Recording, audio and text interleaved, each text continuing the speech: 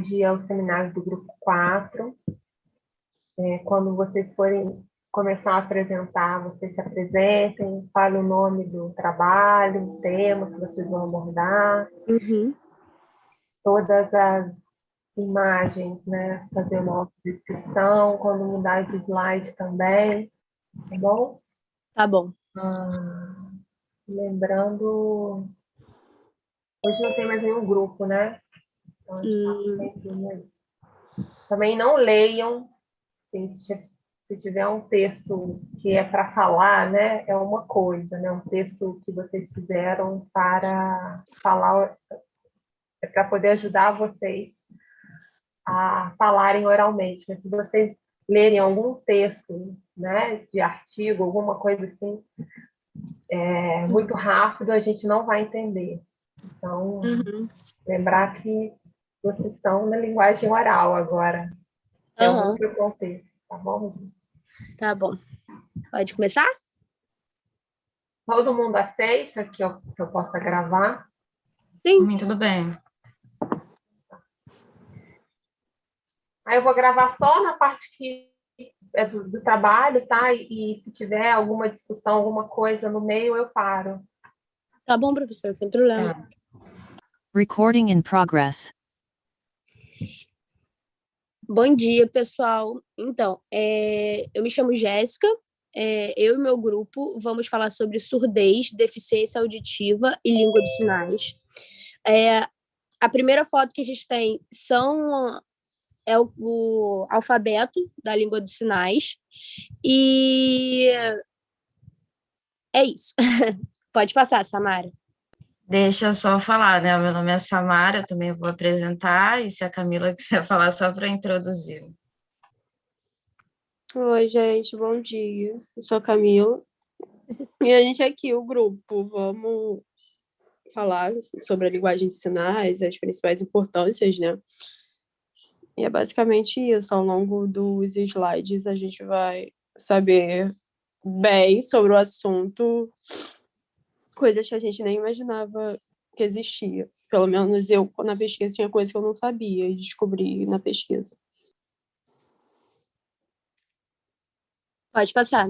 Então, o nosso segundo slide começa com uma pergunta para vocês. Vocês sabem a diferença entre surdez e deficiência auditiva? Se alguém souber, quiser falar. Oi, aqui é Beatriz.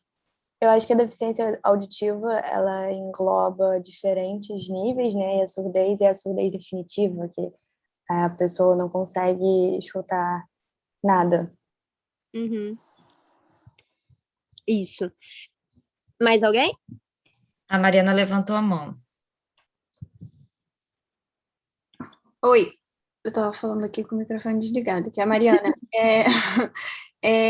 A surdez tem na definição o uso da Libras, né? E a deficiência auditiva é a perda de audição. Aí tem os níveis específicos que agora eu não vou lembrar, mas eu sei que a surdez tem a Libras nessa definição. O uso da Libras. A deficiência auditiva você pode usar outras formas de comunicação, como leitrolabial e tal. Isso. Obrigado, pessoal. Samara, pode passar, por favor. Então, nesse terceiro slide, né, a gente traz uma definição rápida do que é deficiência auditiva e surdez. A deficiência auditiva, ela consiste na perda parcial ou total da capacidade de detectações, né, que são causadas por má formação, no caso genético, né? Ou então lesão na orelha, ou então na composição do aparelho auditivo. Já a surdez é considerado surdo todo aquele que tem uma total ausência de audição, né? Ou seja, ele não ouve absolutamente nada. E também é considerado parcialmente surdo todo aquele que a capacidade de ouvir, apesar de deficiente, é funcional com ou sem uma prótese auditiva. Pode passar, Samara, por favor. E aí eu vou começar a falar sobre surdez, que é esse terceiro slide. Já estou até perdida, gente, desculpa. Então, as causas da surdez, elas podem ser várias. a gente tem problemas, né, com a mãe durante a gestação, como alcoolismo, uso de drogas, rubéola na gestação, desnutrição materna. A gente tem problemas com o bebê mesmo na gestação, ou então no nascimento, ou os dois acontecendo ao mesmo tempo, que pode ser que ele seja prematuro, tenha anóxia perinatal, que é a falta de oxigenação do bebê no nascimento, ou até mesmo má formação na região da cabeça e do pescoço. E também fatores ao longo da vida, né, como infecções bacterianas, ou então infecções por vírus, exposição a barulhos intensos, uso de medicamentos tóxicos ao ouvido, né, ou então até mesmo o que acontece em idosos, que é o envelhecimento da audição, né? Então, pode passar, amiga, por favor. Eu trouxe aqui nesse slide, né, tipos de surdez, né? A gente tem o primeiro caso, que seria a surdez de condução ou transmissão, que é causada no ouvido externo e médio, e muitas vezes pode ser tratada com medicamentos ou até mesmo cirurgia.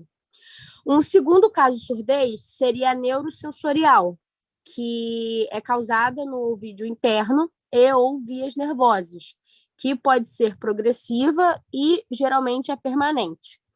E o último caso de surdez seria a mista, que é causada tanto no ouvido externo, ou médio também, quanto no interno.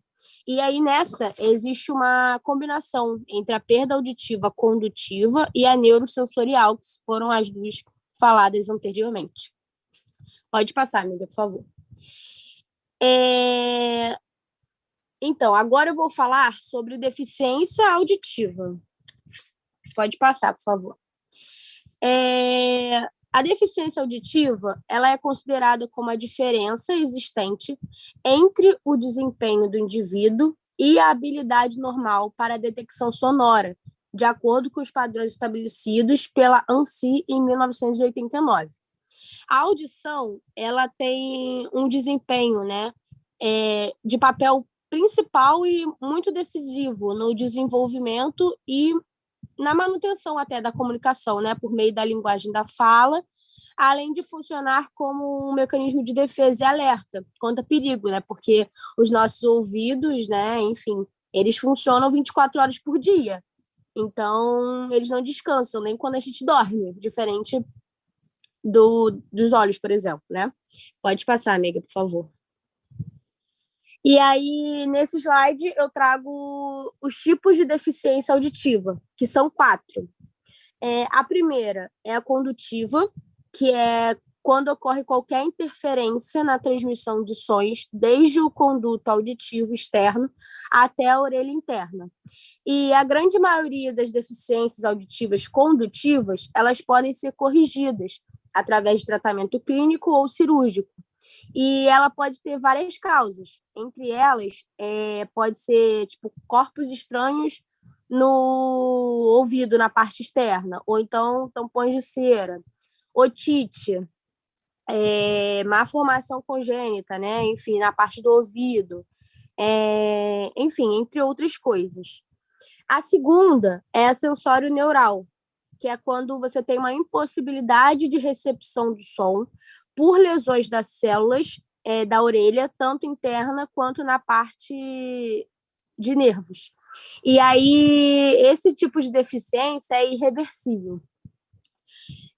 Ela também pode ser de origem, né, hereditária, como problemas na mãe, né, de pré-natal, enfim, como rubéola, sífilis, herpes, alcoolismo, enfim. E também pode ser por traumas físicos mesmo, como, sei lá, um baixo peso no nascimento da criança, ou então algo que acontece durante um trauma, né, enfim, no parto, meningite, sarampo, enfim. Um terceiro tipo de deficiência auditiva é a mista, que é quando você tem uma alteração na condução do som ou até mesmo do órgão terminal sensorial que está associada à lesão do órgão sensorial ou do nervo auditivo. E, por último, a gente tem a deficiência auditiva conhecida como central ou surdez central, que esse tipo de deficiência não é necessariamente acompanhado de diminuição de sensitividade auditiva, mas ela se manifesta em diferentes graus de dificuldade na compreensão das informações sonoras. Então, a gente tem alterações nos mecanismos que processam, né, a informação do som no tronco cerebral, no caso, no nosso sistema nervoso. Pode passar, amiga, por favor. E aí, eu tenho uma pergunta que eu quero fazer para vocês, né? Enfim, na verdade, é para saber se vocês... Gente, é que eu acho essa frase um absurdo, porque eu ouço de muitas pessoas até hoje, que é a seguinte: as pessoas afirmam que todo surdo ou deficiente auditivo é mudo. Isso é verdadeiro ou falso e por quê? Vocês sabem? Vocês querem comentar?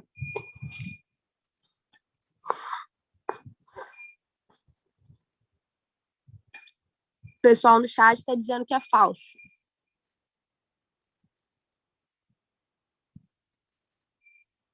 Alguém sabe por Eu quê? acho que é falso também. Mas aí vocês sabem por quê, enfim. Tem, né, Natália. esse conceito, aqui é a Beatriz. Tem esse conceito porque pelas pessoas não escutarem e demorarem, às vezes, para desenvolver, por exemplo, surdos de nascença, demorarem para desenvolverem uma oralidade, as pessoas costumavam pensar que eles também eram mudos, mas eles falam, os surdos falam, tem muitos surdos que falam, né? Então, é só um pensamento capacitista também, né? Sim. Existem surdos mudos, mas a maioria dos surdos falam, né? Aí o surdo mudo é outro patamar, né? Exatamente. Mais alguém? Bom, então, como vocês falaram, né, é falso, não é correto dizer que todo surdo ou deficiente auditivo é mudo. Muitos surdos realmente não falam porque eles podem não ter aprendido a falar, mas existem surdos oralizados, como a menina falou, que desenvolveram a fala com algum tratamento fonoaudiológico. E também existem aqueles que perderam a audição depois de adultos, então eles já sabiam falar, né? E em alguns casos é possível sim se prevenir a surdez. As ações preventivas, elas podem vir da mãe também, durante a gestação, como vacinações, exames, né, entre outros. Ou então até mesmo da própria pessoa ao longo da vida. Como em tratamentos precoces, né, enfim, uso de equipamentos de proteção individual em ambiente de trabalho barulhento, né, tendo assim uma menor exposição a ruídos intensos. Pode passar, amiga, por favor. Então, eu trouxe aqui, nesse slide, algumas... Ai, gente, esqueci o nome disso. Olha isso, reportagens. Essa primeira reportagem, que saiu no G1, ela fala sobre a população brasileira, que é composta por mais de 10 milhões de pessoas surdas, né? E aí, nela, tem também uma pergunta que você sabia que 5% da população brasileira é composta por pessoas que são surdas? Esse dado, divulgado pelo IBGE, aponta que essa parcela corresponde a mais de 10 milhões de cidadãos, dos quais 2,7 milhões possuem surdez profunda e, por isso, não escutam absolutamente nada. E aí, também nessa mesma reportagem, eles falam que o aumento do quadro, né, de perda auditiva se deve, em parte, por causa do envelhecimento, que atinge, né, a população em nível mundial. E, por causa disso, a OMS estima que 900 milhões de pessoas podem desenvolver surdez até 2050.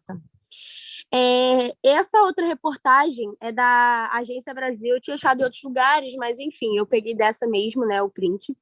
E ela fala que o país tem 10,7 milhões de pessoas com deficiência auditiva, diz estudo. Entre os que têm deficiência auditiva severa, 15% já nasceram surdos. Pode passar, amiga, por favor. E aí ele fala, né, que em 26 de setembro é comemorado o Dia Nacional do Surdo. Mais do que dar visibilidade para pessoas com deficiência auditiva e celebrar as suas conquistas, a data deve também conscientizar e alertar para a falta de acessibilidade que muitas vezes ainda afeta essas pessoas. Segundo dados do IBGE, cerca de 2,1 milhões de brasileiros são deficientes auditivos, parcial ou totalmente. E como podemos contornar um problema que atinge quase 2% da população do país, mas que ainda não é tratado como prioridade? E isso é uma coisa que, né, enfim, complicada. Pode passar, amiga, por favor. Então, bom dia. Aqui é a Samara que está falando. Nós decidimos abordar um pouco dos aspectos históricos. Como base principal, a gente utilizou esse artigo da Borges, Rocha e Juste. É um artigo atual, assim, de 2018. E, para começar, a gente queria abordar um pouco como é que foi essa trajetória da surdez, principalmente por a gente estar falando da língua de sinais. Então, no século XV, a surdez ela era encarada como incapacitante. Então, tinha uma política segregatória, essas pessoas elas eram destituídas dos espaços e eram isoladas na sociedade. E aí, nesse meio tempo, tiveram várias pessoas na França que começaram a conversar com moradores de rua. Entre eles, o nome mais importante é um abade francês, o Charles Michel, que ele conseguiu desenvolver uma língua para conversar com esses moradores de rua. E aí, isso meio que veio para o Brasil, através de Dom Pedro II, que convidou meio que um seguidor dele, é o Ernest Rouet, o nome, que ele não teve muitos seguidores aqui no Brasil, mas ele veio para fazer essa educação dos surdos. No século XIX, as pessoas que eram surdas, elas só eram educadas por professores surdos. Então, a língua de sinais era transmitida assim, mas não era veiculada na sociedade. E aí, em 1880, teve o Congresso Mundial de Professores Surdos, que eles decidiram que essas pessoas seriam agora educadas pela forma oral. Eu acho que, na minha visão, existe fala, né, mas é uma fala que não é oral. Então, essas pessoas elas não conseguiam aprender. Isso tem vários estudos que mostram o quanto isso foi prejudicial para a cultura surda, porque eles se sentiam destituídos, a autoestima foi baixa e ninguém conseguia aprender nada. E aí, eu trouxe algumas leis mais em contexto nacional, né? Essa Lei de Diretrizes e Bases, que instituiu várias coisas para a política de educação em 1996. E eu trouxe uma coisa de 2021, que saiu agora, que foi a Lei 14.191. Eu trouxe os artigos, mas, tipo, o artigo 60, ele fala dessa modalidade de educação bilíngue, né? Que a primeira língua agora dos surdos é a Libra e a segunda língua seria o português. Essa é uma nova modalidade que está sendo implementada em várias escolas do país. E ela pode ser implementada em escolas bilíngues, classes bilíngues ou em escolas comuns, né? E também eu achei muito legal esse artigo 60B dessa lei, que fala da capacitação dos professores bilíngues com formação. Então, a gente vai trazer alguns pontos, mas muitas pessoas acreditam que é o intérprete de Libras que tem que fazer todo o trabalho na escola. Mas, na verdade, o professor capacitado para lidar com esses alunos não é um professor específico para o surdo, é um professor que atenda todos os alunos, isso sim é inclusão, né? E aí a gente trouxe essa lei de acessibilidade em 2000, né, que mostrava um pouco no artigo 9, eles falam mais das Libras, da inclusão das Libras, e essa resolução também que corroborou para a inclusão dos intérpretes de Libra nas escolas. Bom, aí a gente vai falar um pouco da inclusão educacional. Na literatura, quando a gente procurou artigos de inclusão, quase todos os artigos falavam sobre a ineficácia do sistema de inclusão, a gente especificou no Brasil, né, claro, e falava que esse sistema era muito o que a gente interpreta como integração, você coloca o aluno na escola, mas você não gera subsídios para ele continuar na escola ou para que ocorra o aprendizado, né, que é o ponto forte. Então, não se trata de uma inclusão, mas de uma integração.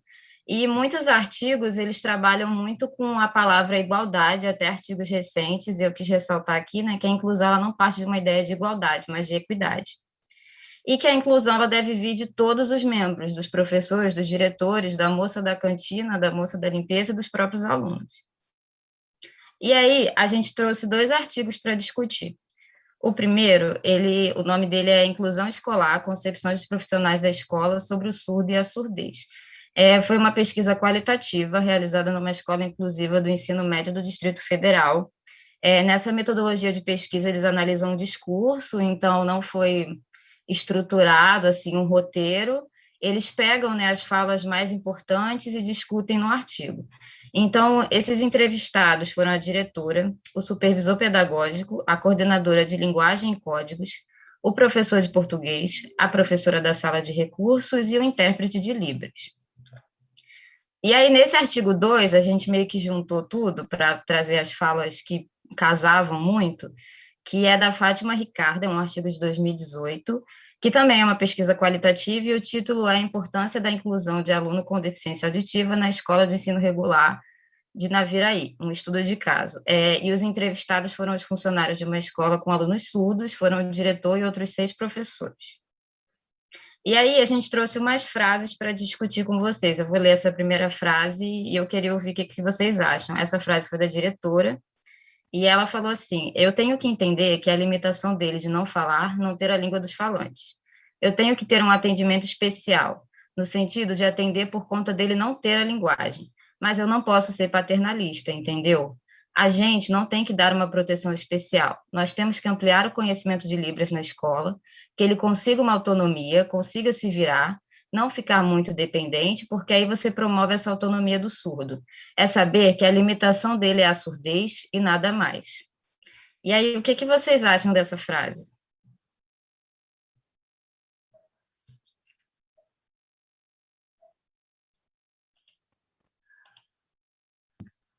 Especialmente, aqui a Mariana falando, especialmente ali no final, né? Tipo, saber que a limitação dele é a surdez e nada mais, eu achei isso bacana.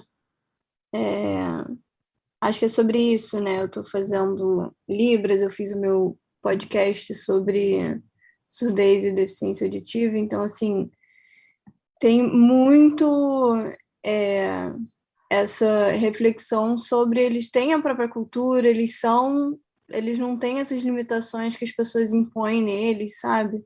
Que eles não são deficientes, os surdos, especialmente, tipo, que, né, que a ideia é que todo mundo mude essa visão que eles têm, né, de impor essa inferioridade neles.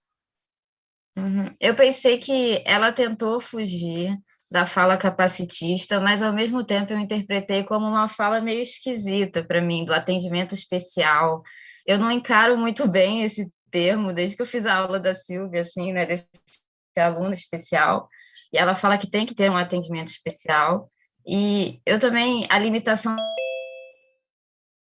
dele não falar, mas é uma linguagem oral que ele não fala, mas ele tem uma linguagem não verbal. Então, eu fiquei pensando isso, ela foge de uma fala capacitista, ela tenta fugir, mas ainda tem alguns termos que são empregados que eu achei que limitam um pouco essas pessoas. E eu trouxe outra frase também, que é: eu entendo a dificuldade da formação do pensamento, eu entendo a dificuldade de tudo isso por causa do sentido. O mundo é auditivo. É muito diferente a construção das conexões intelectuais. O problema é que não se pensa no menino no pós-escola. É uma deficiência tão grande que ele não consegue mais ter um entendimento. E a vida dele? É como? Então, ele nunca vai ler um livro, um jornal, ele nunca vai entender nada? Ele não tem acesso a isso? Então, onde está a deficiência? Nos profissionais que não alcançam a deficiência dele ou é do pensamento dele? E aí, se vocês puderem comentar alguma coisa, trazer alguma contribuição.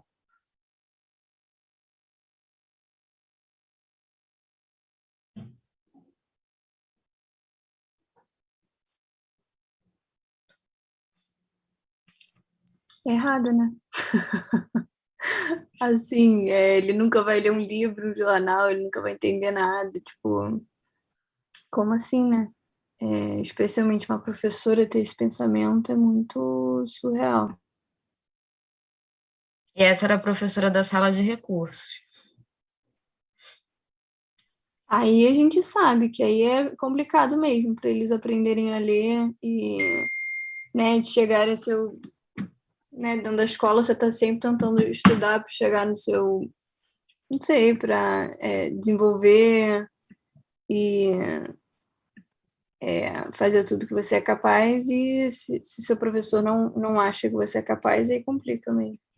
Uhum, Ô, Samara, é a Silvia aqui. uhum. Você sabe qual foi a pergunta, né, que foi feita? Eles não Parador? nortearam uma pergunta assim, eles falaram que deixaram o discurso bem livre, e a indagação era mesmo como é a vivência do aluno surdo na escola, como se dá esse processo educacional. E aí as pessoas foram falando e eles foram filtrando o discurso. Uhum. Eu achei até estranho, né, porque não tinha umas perguntas assim norteadoras, mas nos resultados deles estavam bem soltos, assim. Então, esse pensamento é da professora de AEE, né? Uhum. E aí tinha um outro E, professor. teoricamente, Ah, você sabe de onde que é essa pesquisa? Distrito Federal. Teoricamente, né, nas distinções aí de concursos e de profissionais, espera-se que o profissional do AEE, né, tenha uma formação um pouquinho a mais, assim. Eu não sei nem o que é pedido nos concursos, mas existe uma diferenciação, até na formação, né, continuada dos profissionais do AE, entendeu? Eu achei esquisito, né? Porque eu achei uma fala muito agressiva, não sei, eu lendo esse artigo parecia que eu me sentia muito atacada, com alguns pensamentos que eu acho que são muito limitantes, porque se trata de uma escola inclusiva. Então, eles têm esse título, e se os profissionais dessa escola pensam assim, então, se a escola inclusiva pensa assim, o que não vão pensar as escolas que ainda estão nesse processo de incluir, né? Não Então, vamos generalizar, mas pensando ali nessa escola, a professora de AEE já falando, né, que ela duvida, né, ela questiona tantas outras coisas, porque o mundo é auditivo, né? Então, assim, não há vida, então, sem a audição, né? É isso que ela está dizendo aqui. Então, e eu fico triste, na verdade, de ver um profissional do AE, né? uhum. A Mariana levantou a mão. Gente, desculpa, eu tô falando muito hoje. É bom falar. Não, Pode continuar. eu, né, fazendo esses trabalhos, fazendo livros e tal, eu acho que foi em algum documentário, mas eles comentaram assim que realmente os níveis de leitura de alunos surdos são, tipo, eles se formam tendo um nível de leitura muito mais baixo do que alunos ouvintes. E a conclusão, assim, mais provável disso, ou a conclusão que eu tirei é que realmente, né, são professores que não acham que eles são capazes, não ensinam, enxergam eles como deficientes, não acreditam que eles vão aprender, não acham que eles são capazes e, tipo, não se esforçam, né, para ensinar e realmente oferecer essa ajuda que eles precisam, porque, assim, eles conseguem ler, a falta de audição não afeta nisso, né? Uhum. Então, você acha que é exatamente isso, sabe? Esse tipo de atitude que vai criando, vai gerando esses resultados. É muito comum, eu vou pegar um pouquinho da fala da diretora, né? É muito comum as pessoas entenderem que não há linguagem sem a fala, né? Não aparece só aqui, mas na escola, os alunos também, né? No primeiro trecho que elas trouxeram, eles falam justamente isso. Se você puder voltar. Posso, peraí. Que isso que me chamou a atenção, na verdade. Que ela fala, não era no primeiro. Tinha uma parte que ela... Desculpa, fui no... Peraí. Que tá indo ao contrário. Tudo bem. Gente, foi tudo a apresentação, mas não foi o slide que eu queria. Desculpa. Digital. Mas deixa eu voltar aqui. Da diretora, certo? Isso, que ela fala. Eu tenho que entender que a limitação dele de não falar... Deixa eu só apresentar aqui rapidinho.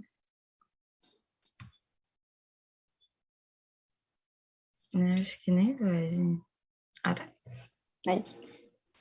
Não ter a língua dos falantes. E, tipo, como se eles não falassem. Se a pessoa está se comunicando, de qualquer forma que for, é uma língua falante, né? Ela só não é oralizada, mas, assim, eu acho que com essa frase ela meio que descaracteriza, tipo, eles não têm uma língua, né?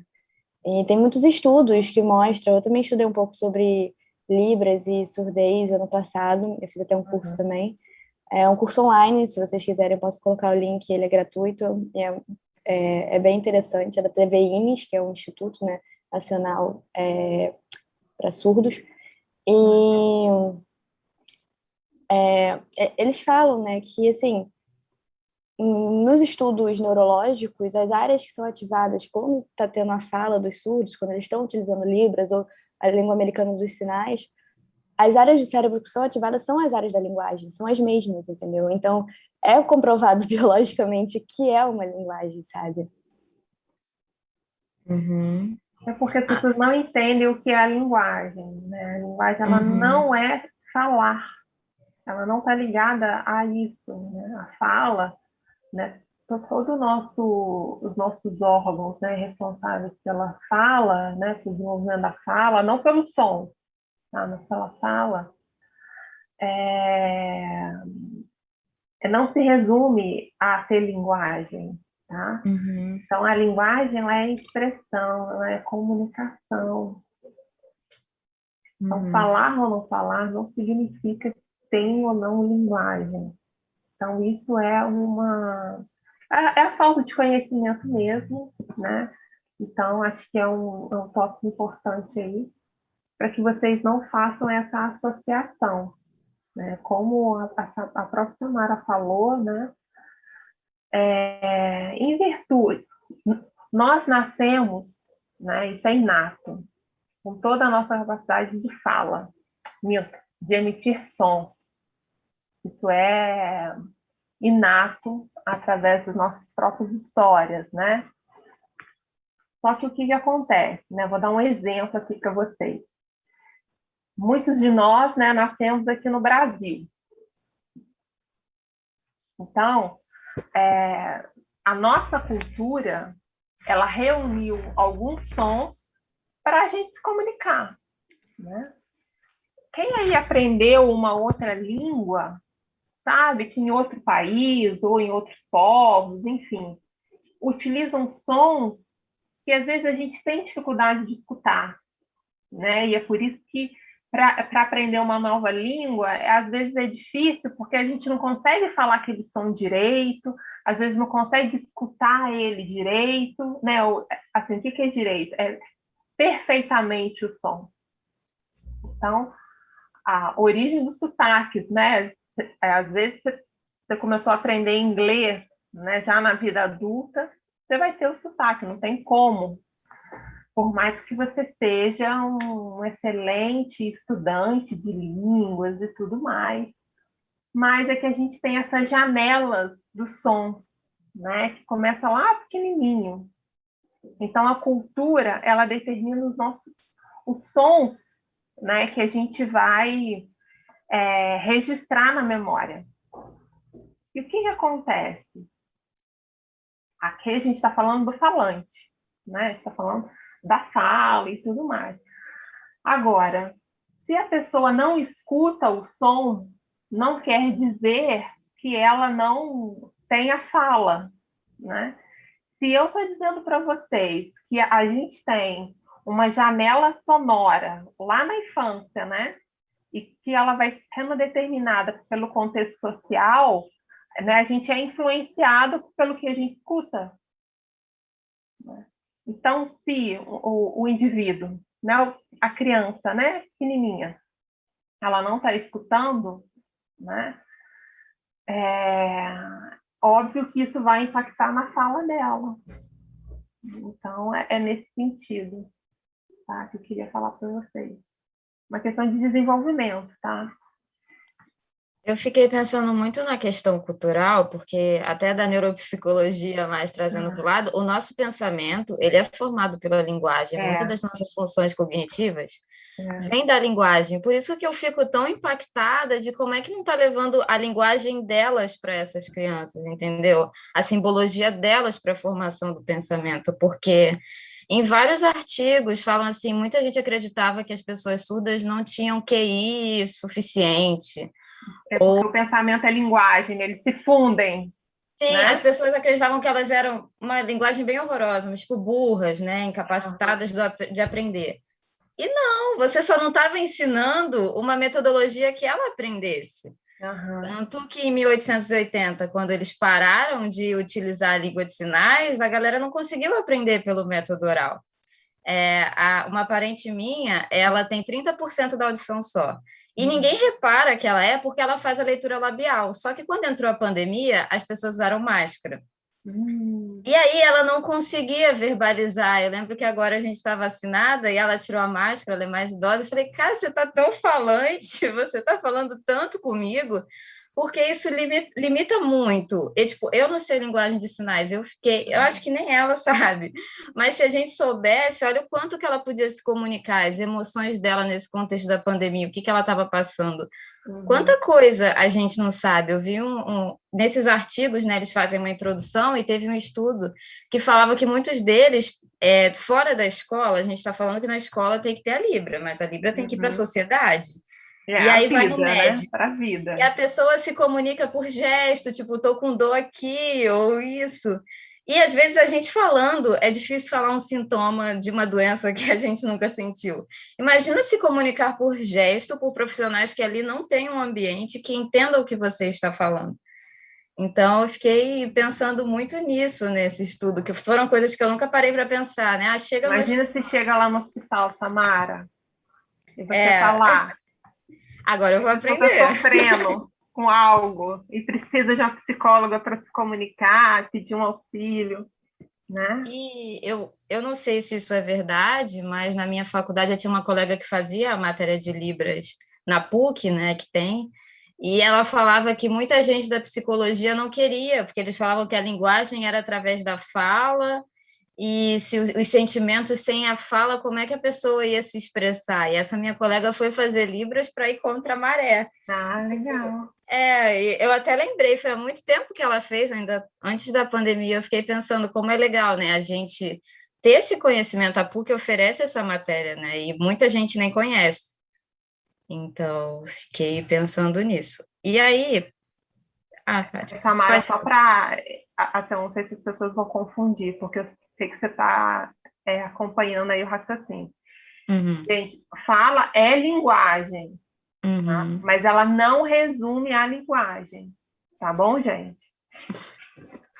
E pensamento, né, é linguagem também, eles se fundem. Tanto é que a Samara está falando essas questões todas, né, em virtude dessa associação, né? Então, se a pessoa não fala, ela não pensa. Né? Isso era o mito que se tinha, né? E aí ela contou a história da amiga dela, fez Libras para provar que há um ser humano ali, né? Sim. E eu trouxe duas falas, agora foram professores, eles não especificaram, né, se era professor de AE, se era de qual matéria, mas eu trouxe duas falas que eu achei bem simbólicas, que perguntou como é que é feita a inclusão dos alunos, né? Tinha uma pergunta, né, na sala de aula, e eles colocaram assim, o primeiro, explica o conteúdo normalmente e que há uma intérprete para auxiliar o aluno. E o outro colocou, o aluno tem a professora que acompanha ele durante as aulas teóricas e nas aulas práticas o mesmo lê os lábios ou através de sinais. Aí eu queria que vocês comentassem um pouco dessa atuação da intérprete de Libras nesses espaços, né? O que vocês acham?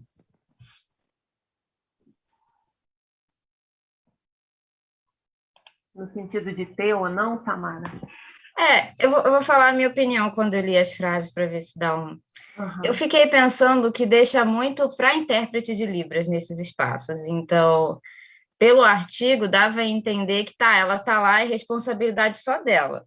Ela que tem que incluir esse aluno e ela tem que explicar para ele. Mas eu fiquei pensando na formação dos professores, né? Da formação desses professores bilíngues, digamos assim, dessa capacitação, de não deixar só para cima da intérprete, né? Então, eu explico normalmente, e há uma intérprete para auxiliar. Mas será que o professor, se ele soubesse, não seria ainda melhor? E eu fiquei com esse questionamento na minha cabeça. Não sei se alguém compartilha desse pensamento. Já pensou uma intérprete tentando explicar as suas aulas de neuropsicologia, se ela nunca ouviu falar de nada sobre isso, né? Acho que esse já é um start para a discussão, né? E eu ia falar, Silvia, que o intérprete não é o professor, né? O professor é o professor daquele aluno. Ele devia estar dando aula. E a gente viu um material, assim, de umas adaptações feitas em alguns livros, sei lá, como a Cinderela Surda, assim, e existem vários vídeos na internet, hoje em dia, com a tecnologia é tão fácil, sabe? De você pesquisar, você na hora de contar uma história, ter uma história ali com alguém contando que seja uma história que aborde, porque muitos não vão ter escutado ainda, acho que isso pode ser muito interessante. Vai ter a tradução em Libras, tem a contação em português, é uma coisa que dá para incluir todo mundo, então por que não usar esse material que está tão, né, disponível por aí? Qual material, Mariana? Oi? Desculpa. Tem algum repositório específico? Não, né? Você está falando no geral, né? Tô falando em geral, que existem recursos que você pode usar, que não é só jogar para cima, né? Sei lá, isso eu tô falando, claro, da educação infantil ali com as crianças menores, mas assim, existem formas de você envolver todo mundo, né? E ensinar também para as crianças que tá tudo bem e valorizar as diferenças. Eles usaram uma frase que era que a equidade era a igualdade sem descartar as diferenças, né? Então, eu achei isso bem legal. A Raquel tinha levantado a mão, não sei se ela já abaixou, se ela ainda tem alguma coisa para falar. Oi, gente. Eu só ia comentar um pouco sobre isso que vocês estavam falando de ter uma pessoa ali, né? Atualmente eu trabalho numa escola e a gente está passando exatamente por coisas parecidas, do fato de muitos professores jogarem para mediadores, para intérpretes, uma responsabilidade que não é deles. Tipo, eles são formados em matemática e eles são professores, eles se formaram para ensinar e eles não assumirem essa responsabilidade de ensinar esses alunos. E está tendo toda uma mobilização dentro da escola porque o aluno passa a se tornar uma responsabilidade de alguém que não foi formado nessa área. Então, a educação dele realmente está sendo prejudicada, sendo que a responsabilidade não é necessariamente dessas pessoas. E aí, quando vocês falaram, eu recordei desse momento. Era só isso mesmo. Ô, Raquel, conta pra gente como é que é a situação. Tem uma criança surda e aí o intérprete fica em todas as aulas, como é que é? A gente, na verdade, lá tá com... Não tem nenhuma criança surda ainda, tem deficientes auditivos. Ah, tá. Mas, num geral, lá na escola, Precisa de intérprete? um deles está precisando de intérprete, o outro tem só mediação, na verdade, não tem um intérprete. E aí, como é que vocês estão fazendo? Então, o mediador e o intérprete, eles ficam nas aulas com esse aluno, com esses alunos, todas as aulas, só que a gente repara que, principalmente o que tem um intérprete, o que acontece é que a socialização dele acaba sendo mais difícil, porque ele está sempre com aquela pessoa ali e as crianças não sabem chegar nele, então acaba tendo uma maior dificuldade. E o que tanto o intérprete quanto o mediador já estavam falando é que é muito difícil para eles ter um peso de ensinar tudo para essas crianças. Porque a responsabilidade acaba, tipo, os professores acabam deixando um pouco de lado isso também. Então, o intérprete fica na sala o tempo todo? Sim, ele conversa, tipo, ele faz, né, a linguagem de sinais com um aluno, fica sempre sentado do lado dele e vai explicando tudo. Só que é muito difícil, né? Não, e tem alguns casos que até no recreio, né, o intérprete tem que ir junto, então, com as outras crianças, ele que faz esse papel de socializar também, porque as outras crianças acabam não tendo conhecimento de como se comunicar com o coleguinha.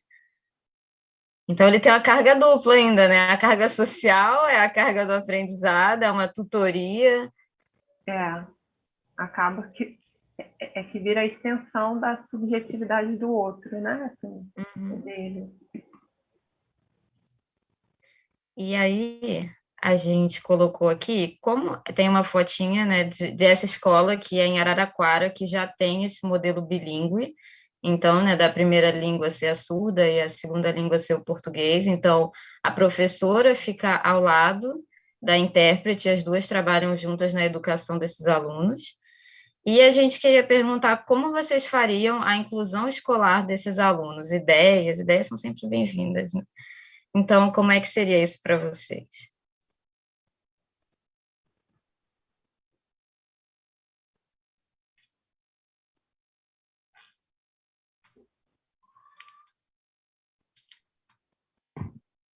Vamos ver quem está na sala.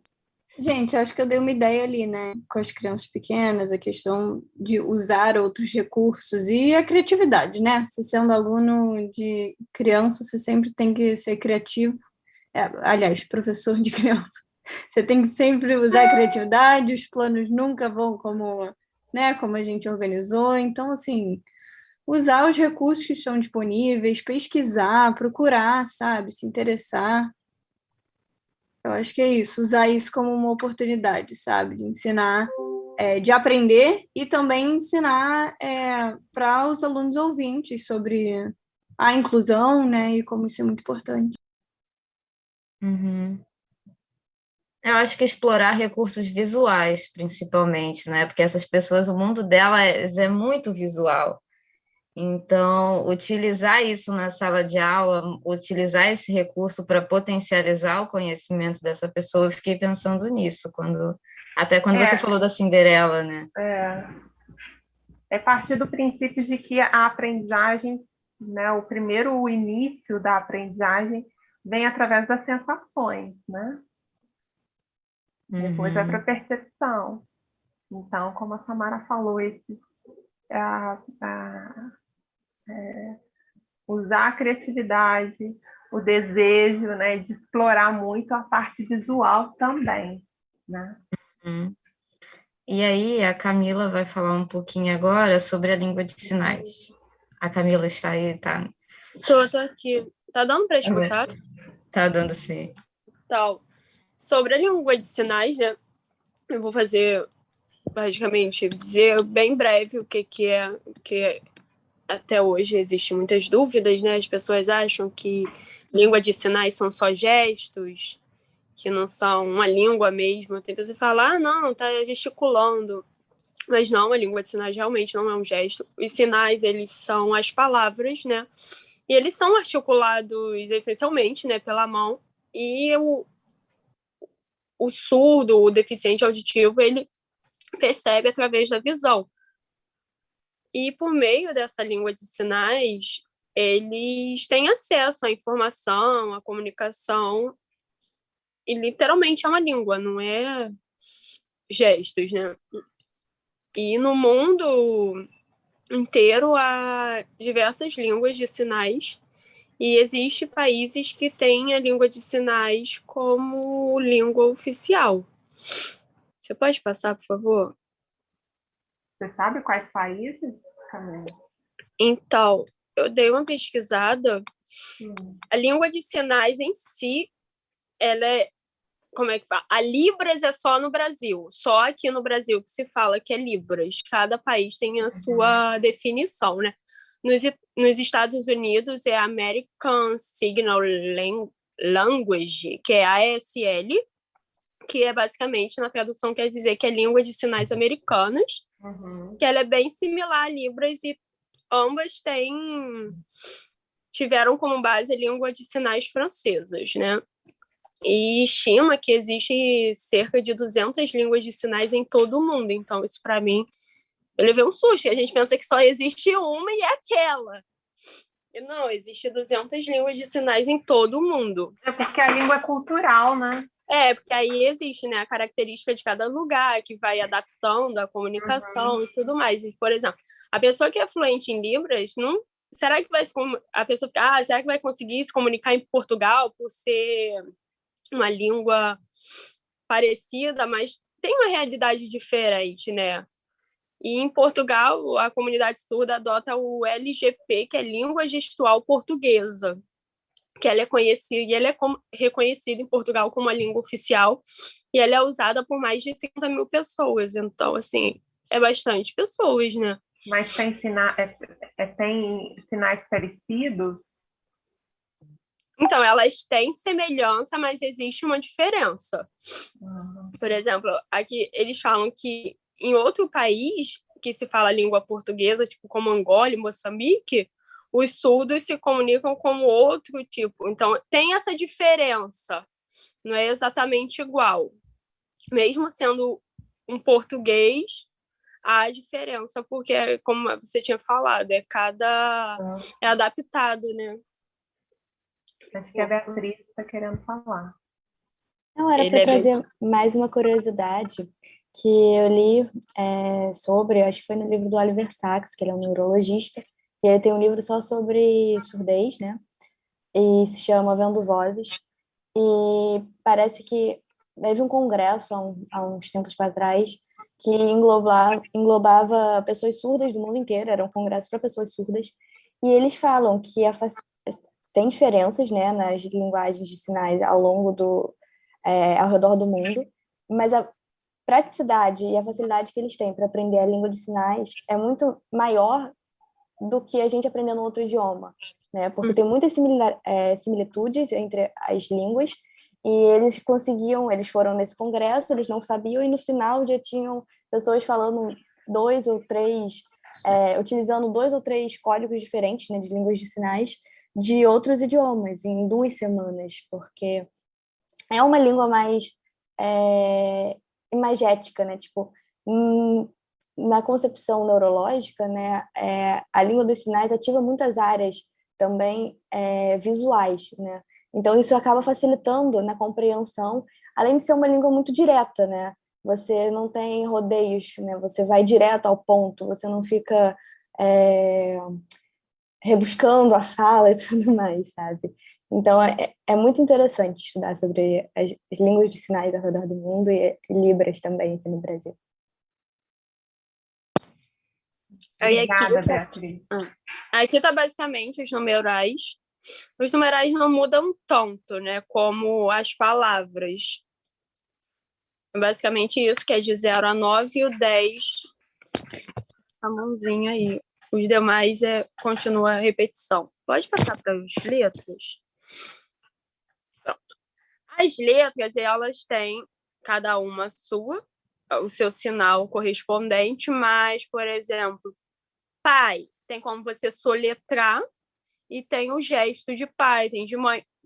A maioria das palavras, né, existem gestos justamente para elas. E é como, aí eu não sei o nome da menina que acabou de falar, é muito fácil.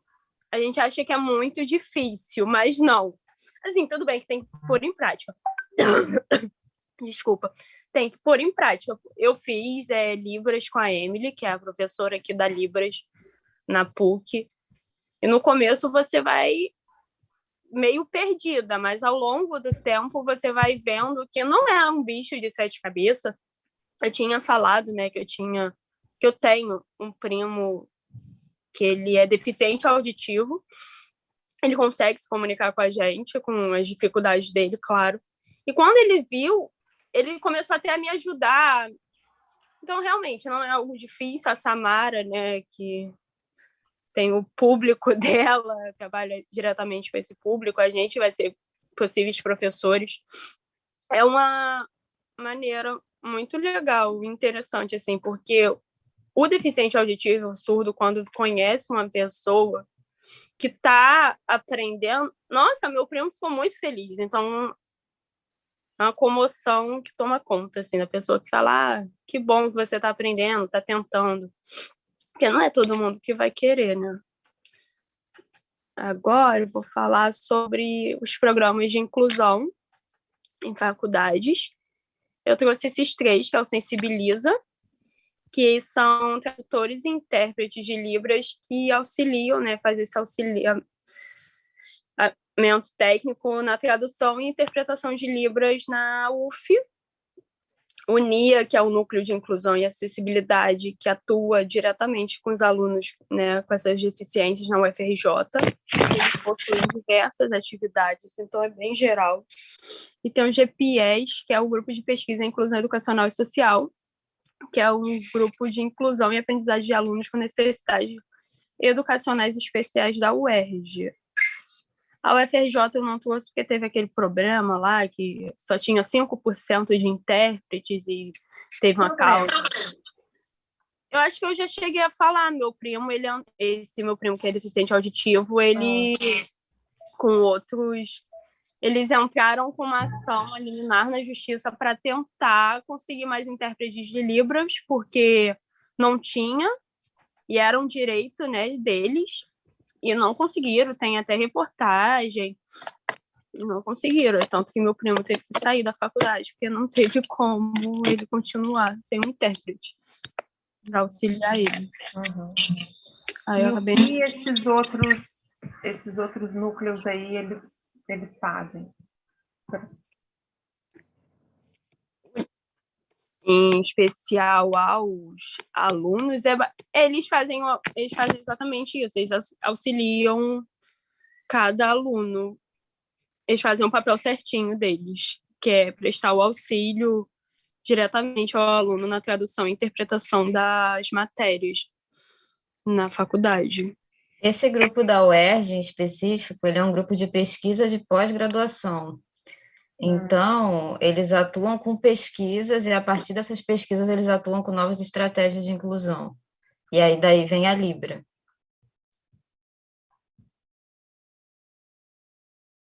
Pode passar, Camila? Pode, agora vai vir as representatividades. A gente trouxe de representatividade, eu perguntei para as meninas se eu podia trazer, dos Eternos, um filme da Marvel, né? A Marvel tem uma notoriedade bem grande dos filmes, e teve a primeira heroína surda, que foi a Makkari. Então, o filme é bem legal, porque eles utilizam língua de sinais durante o filme, então os personagens, para falar com ela, eles tiveram que aprender, os atores, e ela agora entrou nos quadrinhos com a linguagem de sinais. Eu acredito que a personagem não era, e agora nos quadrinhos ela está sendo representada. Então, nessa foto, né, tem essa moça. Essa atriz. Sabia? Não, eu sou muito viciada em quadrinhos, mas eu não sabia. Não e aí, sabia. quando Ela eu fui chama pesquisar... Makkari? a Makkari. A proposta do filme dos Eternos era trazer diversidade, né? Então tem nenhum deles, assim, não nenhum, mas poucos são desse estereótipo, né, do corpo musculoso, dos heróis. Então eles trouxeram bastante diversidade e uma das causas foi trazer a surdez. Então eles contrataram, essa atriz ela é surda, então eles trouxeram ela. Eu achei bem legal para trazer para o trabalho esse dado assim. E outra coisa que a gente trouxe foi um videozinho, eu não sei se vocês já ouviram falar da Mim e as Mãozinhas, na foto está mostrando, né? É o primeiro desenho totalmente em Libras do Brasil, então é a história Brasileiro. Isso. Legal. Ele foi lançado em 2020, o primeiro episódio, ele é totalmente gratuito no YouTube, e eu trouxe até um episódio, eu vou narrar, né, a fala para ficar acessível, né? Porque ele é completamente tem áudio, né? Mas ele é completamente sem a linguagem oral. E a cada fim de episódio eles apresentam como diz. Então no primeiro episódio ela fala como, né? Diz o nome dela. Eu até aprendi como diz o Min, né? Então eles ensinam várias coisas, né? Como diz o oi, e aí na caixa de descrição eles colocam quais foram as expressões que eles ensinaram. E é bem legal, foi uma estratégia que eu vi o criador, que ele falou que tinha uma pessoa surda na mesa dele e ele queria sal, e ele não sabia pedir sal para essa pessoa. E ele falou, nossa, como é que eu não sei pedir sal? Então eles implementaram essa ideia. Eu trouxe o episódio, ele é bem curtinho, pode colocar, Silvia? Tem? Pode, deixa eu colocar aqui. Deixa eu... peraí, deixa eu... Aqui. Tá dando para ver certinho? Ou... Sim. Sim. Então, nesse episódio, cadê o nome dele? Ela vai estar com os amiguinhos dela, o melhor amigo dela é o Esquilo, só para introduzir. E eles vão estar procurando pegadas que eles encontrarem, eles querem saber de qual amiguinho que é a pegada. E aí eu vou narrando algumas partes para dar para entender. Uhum.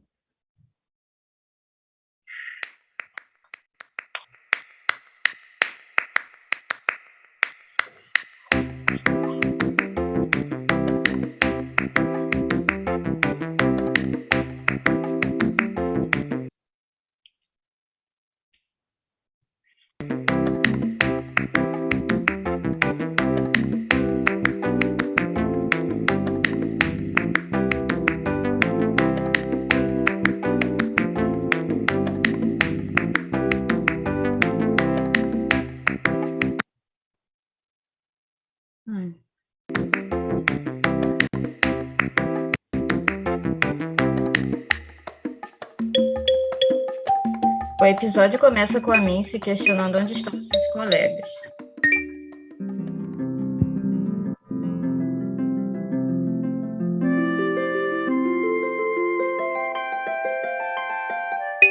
O sol sinaliza onde está através de sinais para mim.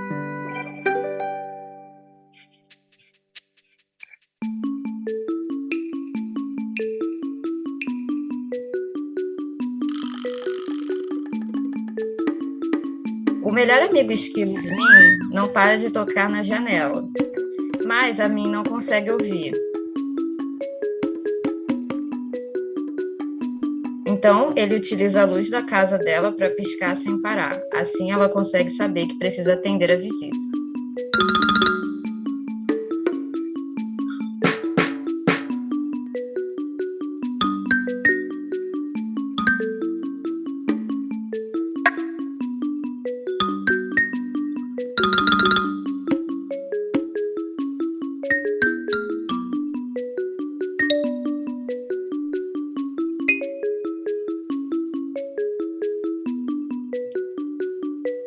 Ela e seu amigo, Esquilo, saem à procura de outros companheiros e encontram pegadas.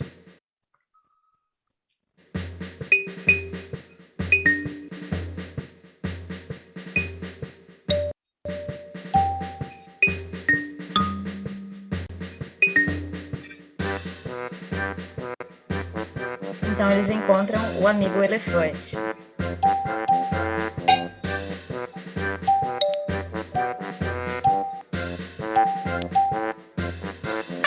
O amigo elefante tenta se comunicar com os barulhos da tromba.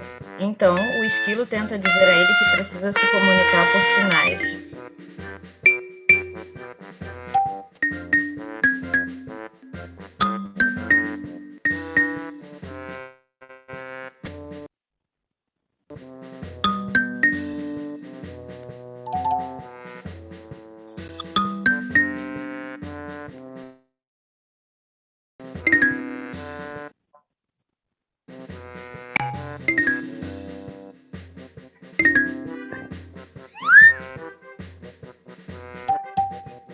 O elefante sinaliza que as pegadas não são dele.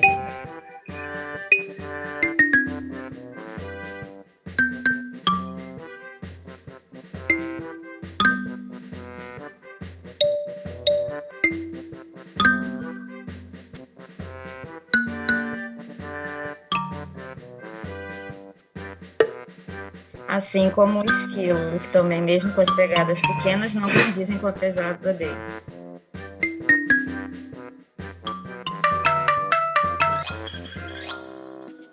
Então, os três agora saem à procura do dono das pegadas.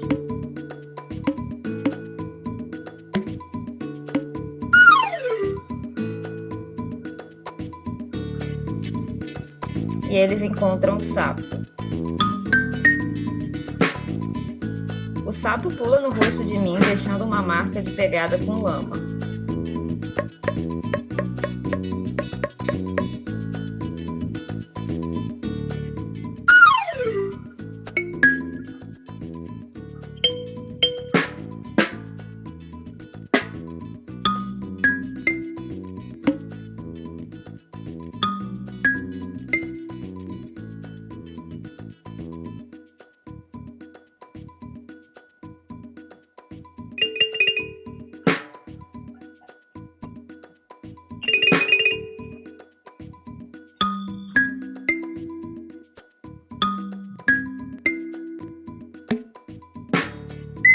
esquilo pega uma folha para ver se a pegada é igual.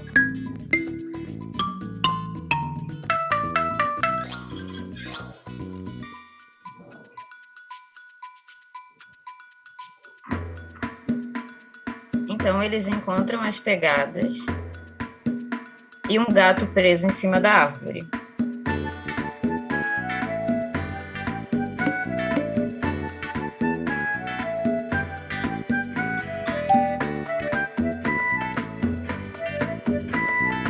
Eles vão fazer uma torre humana para tentar ajudar o gato a descer, a Minha em cima do elefante e o esquilo em cima da Minha, mas eles não conseguem.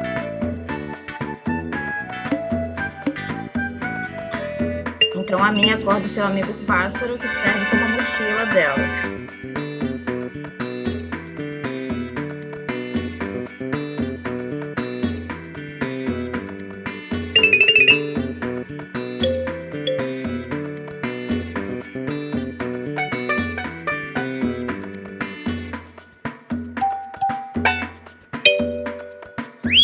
O pássaro consegue subir na árvore com uma corda que ele tira de dentro do cinto.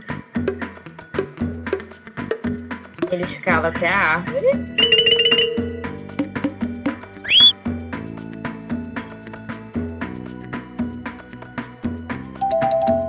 E voa com o gato até o chão.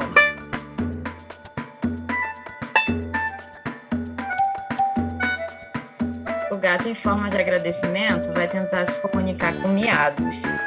Mas Minha e seus amigos vão sinalizar que ele precisa se comunicar por sinais.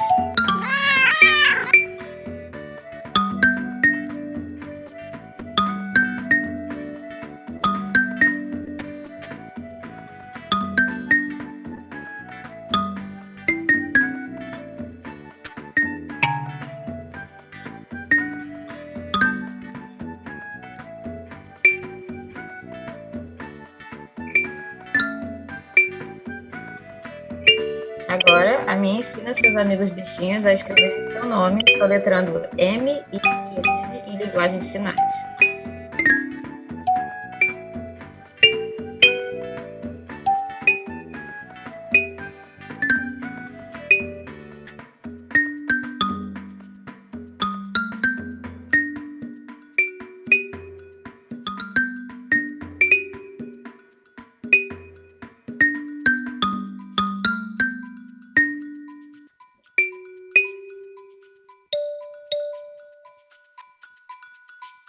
E depois dessa grande aventura, os amigos vão para casa e o esquilo se despede da Minha.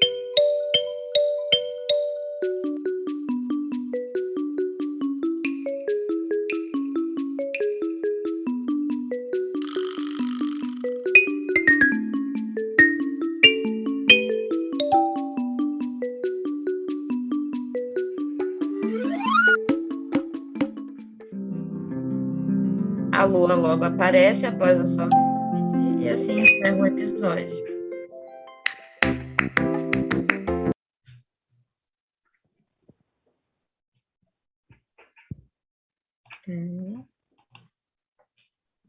Então, oi.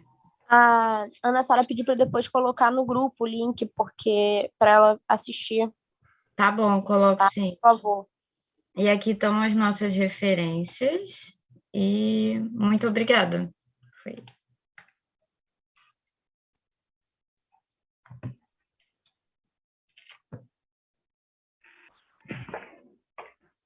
Queria agradecer ao grupo, né? A Mara, a Camila e a Jéssica. Queria perguntar para vocês como é que foi fazer o trabalho, se teve dificuldade, ou aprendizados, ou enfim, queria saber um pouquinho das três. Então, professora, aqui quem está falando é a Jéssica. Eu achei muito interessante. A gente não achou, eu particularmente, né? Pelo que a gente entendeu, a gente não achou muita dificuldade em pesquisar as coisas. Na internet tem bastante coisa, só que é aquilo, né? A gente tem que filtrar o que é, né? E assim, mas para mim, como pessoa, eu não sabia a diferença entre deficiência auditiva e surdez, por exemplo. É uma coisa tão, sabe? Para mim era quase a mesma coisa. entendeu? Mas tem detalhes que mudam que fazem toda a diferença. E eu me senti até mal com isso, sabe? De não saber a diferença. Mas, pô, eu gostei muito, muito mesmo de fazer esse trabalho. Agregou bastante. Legal. Eu também gostei bastante. É como a Jéssica falou, tem que filtrar bastante, né, as pesquisas, como qualquer coisa que a gente vai pesquisar, a gente vai encontrar diversas coisas. E é bom, né, saber das dificuldades dos outros. Que a gente, por exemplo, a gente não tem noção da dificuldade dessas pessoas, né, que possuem algum tipo de deficiência, até procurar saber. Então, eu acho que são pesquisas que agregam e que vai mudar, sim, tipo, o nosso pensamento como futuros adultos, né, mais velhos e até como professores, no meu caso. Eu acho que para qualquer tipo de deficiência, não só a surdez, né, mas no geral é sempre bom procurar saber para poder lidar, porque a gente está propício a encontrar pessoas com esses tipos de dificuldades inúmeras vezes no nosso cotidiano. Eu queria até para falar assim de encontrar pessoas no nosso cotidiano. Quando eu comecei a fazer Libras com a Emily, eu comecei a seguir um casal na rede social e assim é uma história linda de se ver, porque a moça, ela não é surda, ela não tem dificuldade nenhuma, ela se apaixonou por um surdo, literalmente o moço é totalmente surdo, e ela aprendeu Libras, sabe? Ela quebrou todas as barreiras possíveis para estar com ele, formar uma família com ele, aprendeu e lutou. Eu acho que a gente tem que fazer isso pelo próximo, sabe? É procurar saber alternativas de se dar bem. É praticamente isso. Eu achei legal procurar o tema. Eu confesso que eu desconhecia muita coisa, até me choquei, né? O tanto de coisa que eu não sabia. E eu gosto muito de recursos audiovisuais, então quando eu descobri esse desenho, eu achei tão fofo, porque é uma forma, né, de inserir no cotidiano das crianças e também inserir uma nova forma de cultura, né, que é existente, mas que as pessoas não conhecem. E trabalhar em grupo com as meninas também foi super tranquilo. Foi um dos grupos tranquilos que eu peguei na faculdade, que geralmente trabalho em grupo é. Então foi ótimo. Eu gostei bastante de fazer esse trabalho. Queria perguntar para vocês em relação a esses dois trabalhos que vocês trouxeram, né? Esses dois artigos.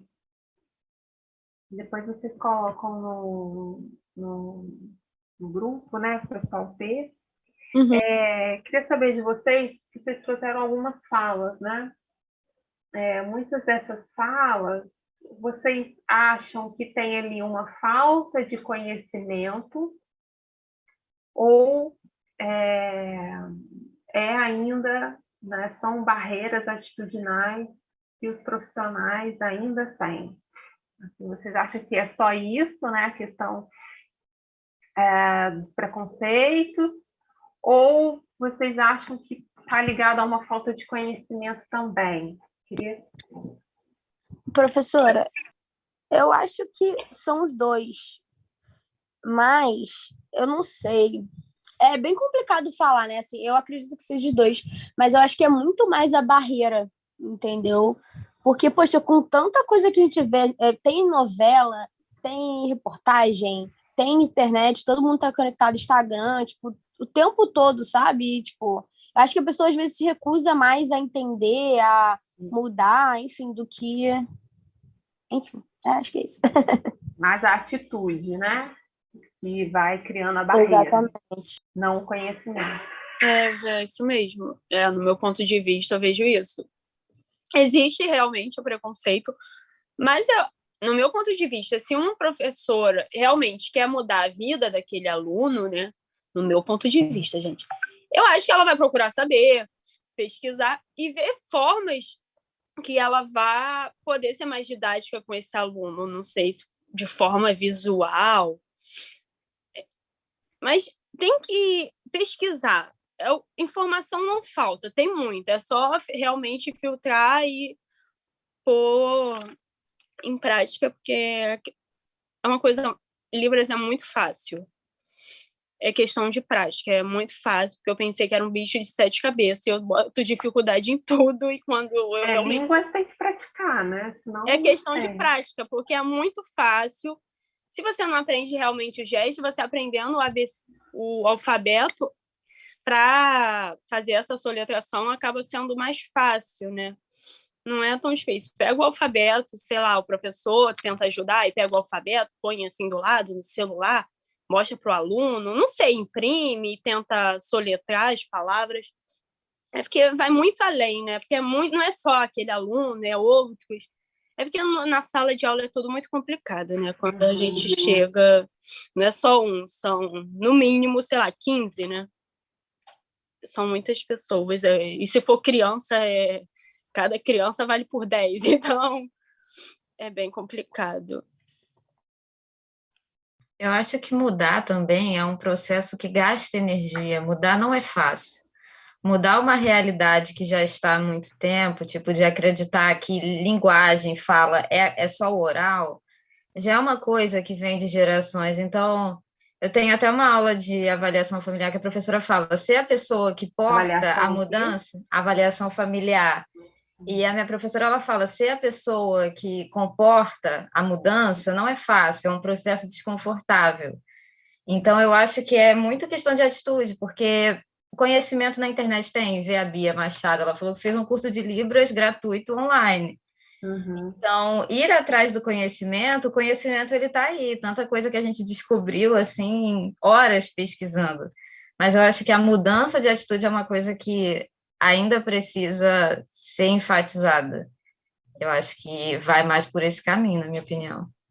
Pegando o que você falou, me vem à mente que você sair do lugar dói, né?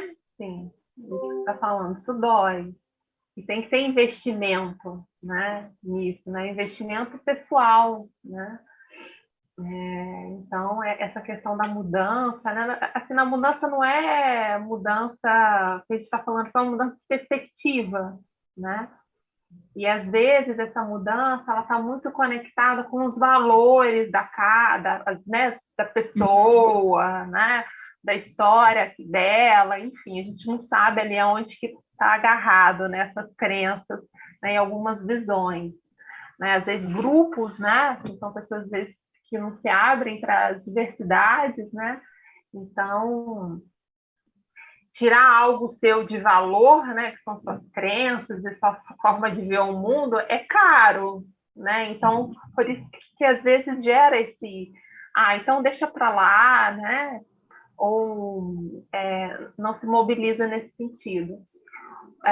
Pegando isso, eu estou vendo já, né, assim, os outros grupos apontando, né, o quanto que as barreiras atitudinais, elas estão presentes em todos os trabalhos que vocês estão, né, trazendo. Isso me faz refletir sobre aquela queixa do professor, né, dos profissionais da educação. Eu não estou preparado para, né? Então, acho que a gente podia refletir, não agora, mas ficar com isso na cabeça, né? Assim, de um lado, a gente tem essas barreiras atitudinais fortes, e do outro, a gente tem profissionais, né, irresponsáveis, né, enfim, dizendo, olha, a gente não tem formação para isso, né? Como é que ficam essas coisas, né? Porque é essa pergunta que eu fiz assim para vocês de uma outra forma. É o conhecimento ou é a atitude, né? Assim, a gente podia refletir depois. Fiquem com isso, porque é uma queixa muito frequente, não tem informação para, então eu fico quieta na minha, né? Mais ou menos por aí. Queria, de novo, reforçar o trabalho do grupo, né? Vocês trouxeram conhecimento, houve uma clareza aqui nas ideias e compreensão, né, das ideias que vocês colocaram aqui. Então, vocês estão de parabéns e obrigada. Obrigada, professora. Eu peço até desculpa que eu estava um pouco nervosa. Eu até me perdi nos slides. Quem é que não fica nervoso, né? Assim, ainda mais no trabalho, né? Enfim, e você tá falando uma coisa que não é, tipo, não é seu foco, né? O meu principalmente, porque eu mexo com animais, né? Tipo, nada a ver. Então, tipo, enfim, tava saindo do meu formatinho ali. Então, eu falei, gente, eu não posso falar besteira, pelo amor de Deus. Não falou besteira, Jéssica. Ficar nervosa é normal, faz parte. É porque você se importa. Se você não se importasse, ia estar super tranquila. A Jéssica é assim há 5 anos já. Conhece ela? A gente sempre, desde o começo, a gente começou junto, a Jéssica fica nervosa. Aí fala, meu Deus, não sei o quê. Calma, Jéssica, esses dias a gente no grupo, eu e a Samar, calma, Jéssica, vai dar tudo certo. Mas A foi muito Samara bom. tem jeito de ser mais tranquila, né? Eu? Parece. Depende do trabalho. Quando eu Samara estou é bem super preparada tranquila. para o trabalho, eu fico mais tranquila, mas aquele trabalho, esse foi um trabalho que me deixou mais nervosa. Eu falei, cara, tem certos termos, né, que às vezes a gente fala, que tem que tomar muito cuidado, então tem que pensar muito antes de falar, mas mais ou menos. Ai, peraí, deixa eu parar de Recording gravar, vou ter que stopped. editar aqui depois. Vocês me lembram de parar de gravar? Eu esqueço. Minha atenção vai para algum outro lugar e eu não lembro. Vou ter que editar aqui depois para colocar lá. Professora, só fazer uma observação aqui, nada a ver com a aula, é geral, assim, que eu tô falando para o máximo. Gente, se cuide, que tá tendo uma gripe horrorosa, eu tô passando mal desde ontem. Eu tô vendo, você tá com a voz meio fanha, né? Eu comecei a passar mal agora, de madrugada, eu fui pro hospital com meu namorado. Enfim, comecei a passar mal. Então, pelo amor de Deus, gente, se cuide das avós de vocês, se vocês morarem com a avó. Que Não é tá... Covid, não? Não é Covid, é uma gripe que tá geral. Tipo, UPA tá lotado. Eu fui no Copador com meu namorado, tá, tipo, lotado. O pessoal tá tendo que ficar em isolamento, tá uma coisa horrível. Sério? Tá horrível. A gente passou 5 horas lá, é uma pneumonia. Tem gente que tá ficando com pneumonia. E tá sério, tá bem sério. Então, se cuida. Eu ouvi falar de uma sinusite. Tá rolando. Agora você tá falando aí também.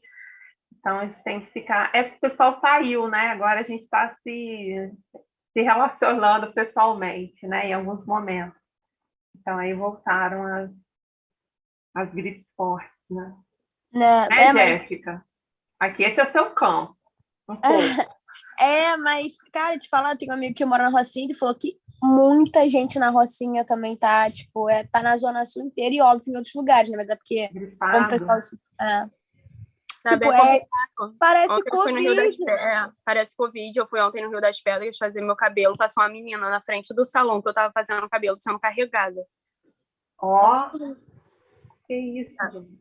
Tá bem complicado. Gente, meu namorado tem 1,80 m. Ele tá largado, assim, deitado, morrendo na cama. Desculpa, tá indo. A Jéssica rindo, namorado. Cara, você conhece o namorado dela? Não, só por foto, professora, mas é porque ela falou que tá largada aqui. Ela é muito engraçada. Mas melhoras pra ele, amiga. Não, gente, sério. Aqui tá sério. Então, tá bom, gente. Só toma bastante água aí, tá, Camila? Gente, um beijão para vocês. Só repassando aqui, na próxima quarta-feira... Não. Segunda, obrigada. Aí eu traída aqui. Próxima segunda-feira a gente tem aula, tá bom? Dia 1º de dezembro. Aí a gente vai ter o grupo... Professora. Oi. Peraí, rapidinho. Não, é quarta mesmo. É quarta. Jéssica, não me complica. É porque você... Desculpa. É porque você falou, não, pera. Eu falei, então já é dia 6, eu tô até perdida também. Eu falei, calma, não. Deus do céu. Desculpa, professora. Então, vamos lá. Dia 1º. 1º é quarta-feira. Vai ser o grupo 5, da Mariana, da Luísa, da Ingrid, da Eva. Altas habilidades, superdotação. Ou superdotação. O grupo da Andressa, JCL, Carolina e Edson, tá? Então, aí a gente vai ter 2. E a nossa última aula, no dia 6, aí que vai ser segunda, tá? Então, vai ser a Ana Sara primeiro. Depois a gente tem o grupo da Giovana, Joana e Jéssica. Tá? Beleza, Bom, professora. beleza? Ó, uma boa semaninha aí para vocês. Tudo de bom, se cuidem. E a gente se vê na próxima quarta, tá bom? Beijo. Beijo, professora. Tchau. Obrigada, pessoal. Fica com Deus. Tchau.